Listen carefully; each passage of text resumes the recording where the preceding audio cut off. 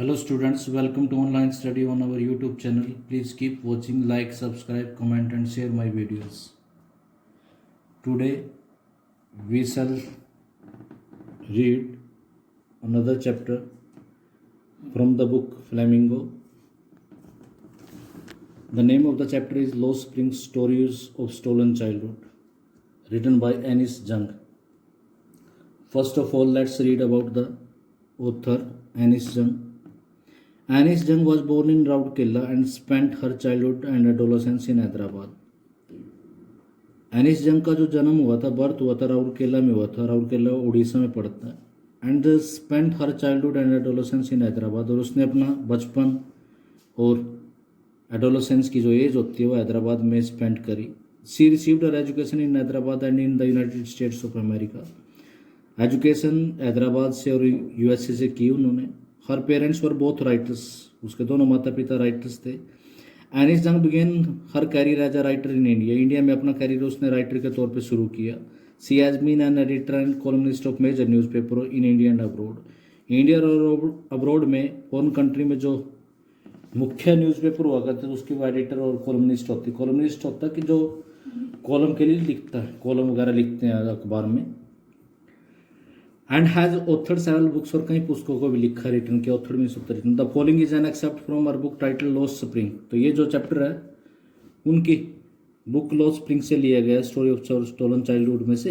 Here she analyses the grinding poverty and tradition which condemn these children to a life of exploitation.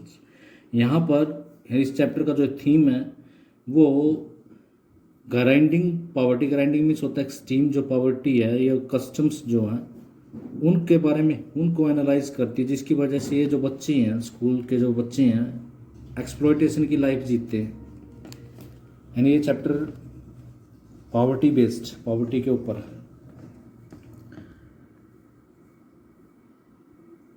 इस कहानी में दो students के बारे में, यानी दो बच्चों के बारे में बताया गया है. एक साहिब है जो रैग पिकिंग का काम करता है. एक दूसरा लड़का है Mukesh.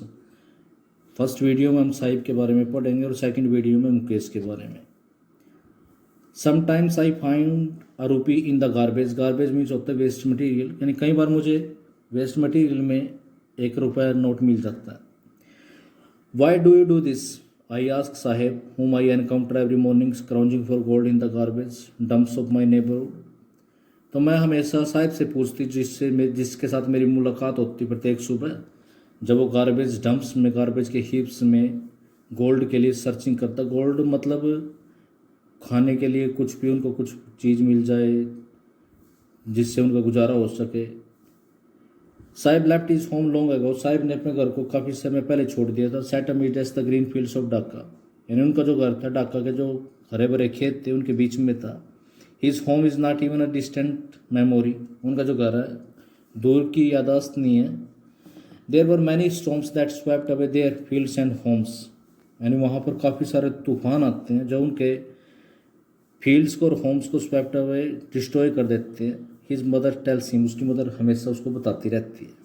That is why they left looking for gold in the big city where he now lives. इसलिए वो वहाँ से छोड़कर यहाँ पर ग्रेट सिटी, बिग सिटी में आ जाते हैं, दिल्ली में आ जाते हैं जहाँ पर वो रहता है. और वो यहाँ पर सर्चिंग करते हैं गोल्ड की, यानी वेस्ट मटेरियल की, जिससे उनका गुजारा चलता है. I have nothing else to do he mutters. Mutters means होता मरमर्स. स्लोली बोलता है कि मेरे पास और कुछ नहीं है. लुकिंग अवे, दूसरी तरफ देखते हुए. गो टू स्कूल, इनको स्कूल चले जाना. I said ग्लिबली, थॉटलेसली. ग्लिबली मीन्स होता थॉटलेसली. मैंने बगैर सोचे समझे पूछ लिया उससे. रियलाइजिंग इमीडिएटली, लेकिन तुरंत मुझे रियलाइज़ हुआ कि how hollow that voice must sound. कि वो जो आवाज़, जो एडवाइस मैंने उसको दी, कितनी एम्प्टी अपीयर हुई, बिल्कुल खोखली एडवाइस मैंने उसको की. There is no school in my neighbourhood when the built one I will go. यानी मेरे नेबरहुड में कोई स्कूल नहीं है, जब वो बनाएंगे तो मैं जाऊँगा. If I start a school you will you come. यानी अगर मैं शुरू करूँ तो स्कूल, क्या तुम आओगे? I ask half joking. मैंने हाफ जोकिंग वे में उससे पूछा. यस ही से स्माइलिंग ब्रॉडली. हाँ, उसने भी ग्रेटली स्माइल करते हुए कहा बिल्कुल आऊँगा. A few days later I see him running up to me. कुछ दिनों बाद मैंने उसको मेरी तरफ दौड़ते हुए देखा. Is your school ready? उसने पूछा क्या आपका स्कूल तैयार हो गया? It takes longer to build a school, I say. मैंने कहा कि स्कूल बनाने में काफ़ी समय लगता है। Embarrassed at having made a promise that was not meet, यानी और मैंने एम्बेरस फील किया कि मैंने उसको ऐसा प्रोमिस किया जो फुलफिल नहीं हो सकता, जो फॉल्स था। But promise like mine abound in every corner of his bleak world, लेकिन मेरे जैसे प्रोमिस फील्ड हैं उनके ब्लीक एम्प्टी वर्ल्ड में, प्रत्येक कॉर्नर में, मतलब चारों तरफ ऐसे ही झूठे आश्वासन उनको मिलते हैं। After months of knowing him, काफ़ी महीनों की जान पहचान के बाद I ask him his name, मैंने उसका नाम पूछा, साहिब आलम। ही अनाउंसेस, उसने कहा कि मेरा नाम साहिब आलम है। He does not know what it means, उसको पता नहीं था इसका क्या मतलब है। He if he knew its meaning, अगर उसको इसका मतलब पता चल जाता, लॉर्ड ऑफ द यूनिवर्स की इसका मतलब लॉर्ड ऑफ यूनिवर्स होता है, he would have a hard time believing it, कि उसको बड़ा मुश्किल होता है इस पे बिलीव करना। Unaware of what his name represents, तो इस बात से अनअवेयर है, अनकॉन्शियस कि उसके नाम का क्या मतलब है। He roams the street of with his friends, तो वो गलियों में अपने मित्रों के साथ घूमता रहता, वॉन्डर्स करता रहता। And an army of bear foot boys, यानी उसके जो फ्रेंड्स थे, नंगे पाँव वाले लड़कों की एक आर्मी होती थी जो सुबह आ जाते थे बर्ड की तरह, डिसअपियर एट नून, और दोपहर को चले जाते थे। Over the month I have come to recognise each of them, यानी काफ़ी महीनों की मुलाकात के बाद मैं अब उनको सभी को पहचानना मैंने शुरू कर दिया था। Why are not you wearing chappals, I ask one, मैंने एक से पूछा कि तुम चप्पल क्यों नहीं पहन रहे? My mother did not bring them down from the self, he answer simply, तो उसने सिंपली आंसर दिया कि मेरी मदर ने सेल्फ से, यानी कानत से उनको उतारा नहीं है। एक ने तो ये जवाब दे दिया। Even if she did he will throw them off ads another, तो दूसरे ने कहा कि अगर उसकी मदर उसको उतार के दे भी देती तो उनको फेंक देता। Who is wearing shoes that do not match, यानी उस बच्चे ने कहा जो ऐसे शूज पहन रहा था जो मैच नहीं करते थे। When I comment on it, जब मैंने उसके ऊपर, उसके जूते के ऊपर कॉमेंट किया, ही सफल्स हिज फीट, उसने अपने पाँव के इधर उधर किया, एंड सेज नथिंग, और कुछ नहीं कहा। I want shoes says a third boy, एक तीसरे लड़के ने कहा कि मुझे भी शूज चाहिए। Who has never owned a pair all his life, जिसने अपनी सारी ज़िंदगी शूज नहीं देखे। Travelling across the country I have seen children walking bear foot, तो मैंने सभी जगह घूम के देख लिया कि कुछ ऐसे बच्चे बेयर फुट चलते हैं शहरों में, गाँव की सड़कों पर। It is not lack of money but a tradition to stay bare foot is one explanation.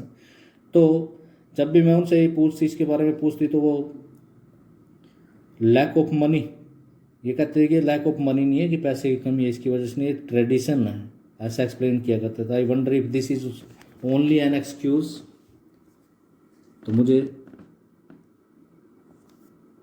मुझे सरप्राइज है कि क्या ये बहाना तो नहीं अपनी परपिचुअल स्टेट ऑफ पॉवर्टी को एक्सप्लेन अवे करने का, टालने का।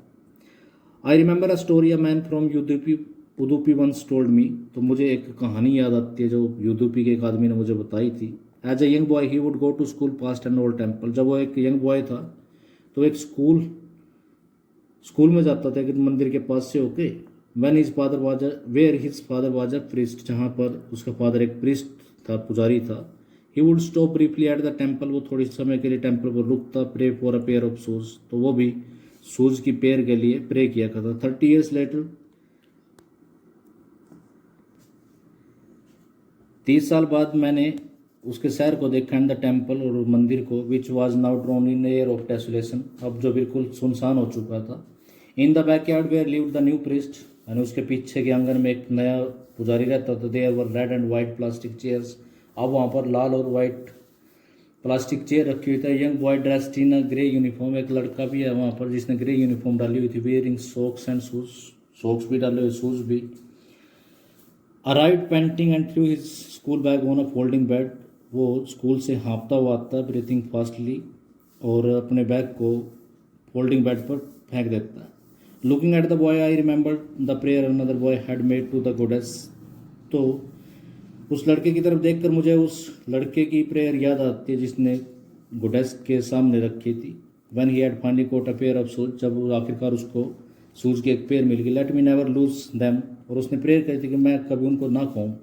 The goddess had granted his prayer, goddess ने उसको उसकी प्रेयर फुलफिल कर दी। Young boys like the son of the priest now wore shoes, तो अब जो प्रिस्ट हैं उनके जो बच्चे हैं अब वो शूज़ डालते। But many others like the rag pickers in my neighbourhood remains shoelace, लेकिन मेरे पड़ोस में जो रैग पिकर्स रहते हैं वो आज भी शूलेस हैं। My acquaintance with the barefoot rag pickers lead me to Seemapuri. तो मेरी जो जान पहचान थी, फेमिलैरिटी थी उन बेयरफुट रैग पिकर के साथ, वो मुझे सीमापुरी लेके जाती है। A place on the periphery of Delhi, यानी सीमापुरी दिल्ली की पेरिफेरी पे, बाउंड्री पर 8 माइल्स अवे फ्रॉम इट, लेकिन अब भी उससे बहुत मील दूर है मेटाफोरिकली, सिम्बोलिकली। यानी those who live here are squatters, यानी जो यहाँ पर रहते हैं वो स्क्वाटर्स हैं, फोर्सफुली यहाँ पर रहने वाले हैं, ज़बरदस्ती सेटल हो गए, जो बांग्लादेश से आए थे back in 1971। Sahib family is among them, Sahib के परिवार उनमें से एक है। Seemapuri was then a wildness, Seemapuri उस समय एक सुनसान एरिया हुआ करता था।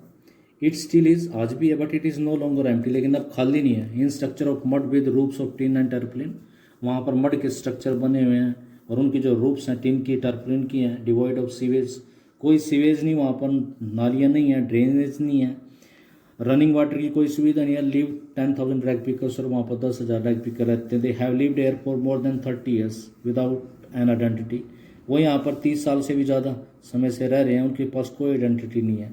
Without permits but with ration card, ना कोई परमिट है लेकिन राशन कार्ड है। That get their names on voter list, जिसकी वजह से उनका नाम वोटर लिस्ट में जाता है। Enable them to buy grain, जिससे वो अनाज खरीद सकते हैं। Food is more important for survival than an identity, यानी उनके लिए भोजन ज़्यादा इंपॉर्टेंट है एक आइडेंटिटी के कंपैरिजन में। If at the end of the day we can feed our families and go to bed without an aching stomach, we would rather live here than in the fields that give us no grain, says a group of women in tattered saris. तो जब मैंने एक tattered saris के group को पूछा तो उनमें से एक औरत ने कहा कि दिन के अंत में अगर हम अपनी फैमिली को भोजन दे सकें और बगैर दुखी पेट के हम सो सकें, हम यहाँ पर रहना पसंद करेंगे कि ना उस खेत में जहाँ पर हमें कुछ नहीं मिलता, अनाज भी नहीं मिलता। तो उन औरतों ने टैटर्ड साड़ी, मतलब फटी पुरानी साड़ी पहनी हुई थी। Why they left their beautiful land of green fields and river, जब मैंने उनसे ये पूछा कि उन्होंने अपनी ब्यूटीफुल लैंड, ग्रीन खेतों वाली और नदियों वाली क्यों छोड़ दी। Wherever they find food they pitch their tents that become transit homes, यानी जहाँ पर भी उनको भोजन मिलता वो अपने टेंट गाड़ देते हैं वहाँ पर, जो उनका टेम्परेरी घर बन जाता। Children grow up in them becoming partner in survival, तो बच्चे भी वहाँ पर बड़े हो जाते हैं और फिर सर्वाइवल में पार्टनर बन जाते हैं। And survival in Seemapuri means rag picking, और सीमापुरी में सर्वाइवल का मतलब रैग पिकिंग ही है। थ्रू द ईयर्स, कई सालों के बाद, it has acquired the proportion of fine art, यानी कई सालों के बाद एक आर्ट का रूप ले लिया इसने। Garbage to them is gold, garbage उनके लिए गोल्ड है। It is their daily bread, a roof over their heads, यानी गोल्ड इसलिए है कि वो डेली ब्रेड है। वहाँ पर जो सामान उनको, जो वेस्ट मटेरियल मिलता है उसको सेल करके वो अपना गुजारा करते हैं। Even if it is a leaking roof, चाहे बेसिक से लीकिंग रूफ हो, but for a child it is even more, लेकिन बच्चे के लिए वो रैग पिकिंग कुछ और, उसके कुछ और मायने हैं, कुछ और अर्थ है। I sometimes find a rupee even a 10 rupee note, Sahib से, साहिब कहते हैं कई बार मुझे 1 रुपये मिल जाता है, कई बार 10 रुपये मिल जाते हैं। हिज आइज लाइटनिंग अप, लेकिन जब जैसे उसने 10 रुपये नोट की बात की उसकी आंखों में चमक थी। When you can find a silver coin in a heap of garbage, you don't stop scrounging, और जब आपको उस गार्बेज के हीप में सिल्वर कॉइन मिल जाता है तो आप उसको सर्च करना छोड़ते नहीं। For there is hope of finding more, क्योंकि वहाँ पर फिर उम्मीद जाग जाती है कि और मिलेगा। It seems that for children garbage has a meaning of different from that it means to their parents, तो ऐसा लगता है कि जो गार्बेज, बच्चों के लिए गार्बेज का जो मीनिंग है वो पेरेंट्स को जो के लिए जो मीनिंग है उससे डिफरेंट है। For the children it is wrapped in wonder, बच्चों के लिए तो सरप्राइज से भरा हुआ है। और for the elder it is means of survival, और पेरेंट्स के लिए सर्वाइवल है। One winter morning I see Sahib standing by the fence gate of neighbourhood club watching 2 young man dressed in white playing tennis. एक सुबह मैंने साहिब को मेरे neighbourhood का जो क्लब है उसके फेंस गेट के पास खड़ा हुआ देखा, जो 2 यंग मैन को जिन्होंने वाइट ड्रेस पहनी हुई थी वो टेनिस खेल रहे थे। I like the game he hums, तो उसने गुनगुनाते हुए कहा कि मुझे भी बड़ा गेम ये मुझे पसंद है। Content to watch it standing behind the fence, लेकिन वो उस 4 दीवारी से बाहर खड़े होकर देख कर ही उसे सेटिस्फाई था, कंटेंटेड था। I go inside when no one is around, he admits, उसने एडमिट किया कि मैं अंदर तब जाऊँगा जब कोई नहीं होगा। The gate keeper lets me use the swing, gate keeper जो है वो मुझे अलाउ कर देता स्विंग को यूज़ करने के लिए। Saheb too is wearing tennis shoes that look stains over his discolored shirt and shorts. साहेब ने भी टेनिस के शूज पहने हुए थे जो उसकी डिस्कलर शर्ट और शॉर्ट से मैच नहीं करते थे। मतलब ये उसकी पॉवर्टी को शो किया गया है। Someone gave them to me, यानी उसने कहा कि ये जो शूज मैं पहना वो किसी ने मुझे दिए हैं। He says in the manner of an explanation देते हुए उसने बताया the fact that they are discarded shoes for some rich boy, यानी वास्तव में सच्चाई क्या है कि वो किसी अमीर बच्चे के यूज़ किए हुए शूज़ हैं। वो perhaps refuse to wear them because of a hole in one of them, शायद उसने उनमें एक सुराख होने की वजह से पहनने से मना कर दिया।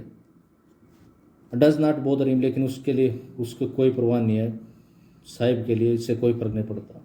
For one who has walked bear foot, यानी उस व्यक्ति के लिए जिसने हमेशा नंगे पाँव चला, even shoes with a hole is a dream come true, यानी चाहे बेशक से शूज़ में होल हो, वो एक सपने सच होने के जैसा है। But the game he is watching so intently is out of reach, लेकिन जिस गेम को इतने अटेंटिवली देख रहा है वो उसकी रीच से बाहर है। This morning Sahib is on his way to the milk booth, इस सुबह साहिब मिल्क बूथ की तरफ अपने रास्ते पे चल रहा था। In his hand is a steel canister, और उसके हाथ में एक स्टील का कैनिस्टर था। I now work in a tea stall down the road, he says pointing in the distance. दूर इशारा करते उसने कहा कि अब मैं एक टी स्टॉल पे काम करता हूँ। I am paid 800 rupees and all my meals, मुझे 800 रुपये दे देते हो, तीनों टाइम का खाना। Does he like the job I asked, मैंने पूछा क्या उसको वो जॉब पसंद है। His face I see has lost the care free look, तो उसके फेस पे जो केयर फ्री लुक थी, जो रैक पिकिंग करते समय करती थी, वो खत्म हो चुकी थी। The steel canister seems heavier than the plastic bag he would carry so lightly over his shoulder, यानी जो स्टील का कैनिस्टर उसने उठाया हुआ था उसके प्लास्टिक के बैग से उसको हैवी लगता था। The bag was his, the canister belong to the man who owns the tea shop, यानी जो कैनिस्टर था वो उस आदमी से बिलोंग करता जिसकी टी शॉप थी, और Sahib is no longer his own master, और साहिब अपना खुद का मालिक नहीं रहा। That's all for today students, we have read the first part related to Sahib. The next part will be discussed in the next video. Thank you.